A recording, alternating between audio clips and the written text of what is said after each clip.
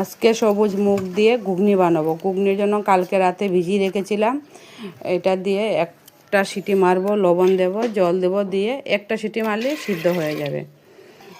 এদিকে ঘুগনি সিদ্ধ হয়ে গেছে। এদিকে ঘুগনির জন্য আলু ছোটো করে কেটে রেখেছিলাম, এটা ভেজে নেব। কড়াইতে একটু লবণ দিয়ে দিলাম তেলে, কেন আলুটা কড়াইতে লাগবে না।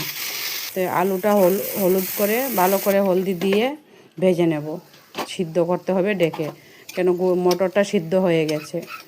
ওই জন্য ডেকে ডেকে এদিকে মশলাটা রেডি করে দেব। টমেটো দিয়ে দিলাম, আদা কুচি দিয়ে দিলাম, রসুন দিয়ে দিলাম, কাঁচা লঙ্কা দিয়ে দেব, দিয়ে একটু জল দেব, পেঁয়াজ দিয়ে দেব, দিয়ে এটা একটা পেস্ট বানিয়ে নেব ঘুগনির জন্য। এদিকে আলুটা ভাজা হয়ে গেছে, নামিয়ে নিলাম। এখন সম্বাস দিয়ে দেব, একটু গোটা মশলা দিয়ে দেব, তেজপাতাও দিয়ে দেব, দিয়ে একটু ভাজা নাড়া দিয়ে পেঁয়াজ কুচি দিয়ে দেব। পেঁয়াজটা লাল হয়ে গেছে, একটু ধনিয়া পাউডার দিলাম, একটু জিরে পাউডার, কালারের জন্য একটু লঙ্কা গুঁড়ো, কেন কাঁচা লঙ্কা তো আমি দিয়েছি। এদিকে হলুদ দিয়ে দিলাম, দিয়ে একটু ভাজা করে মশলাটা পেস্টটা দিয়ে দিলাম।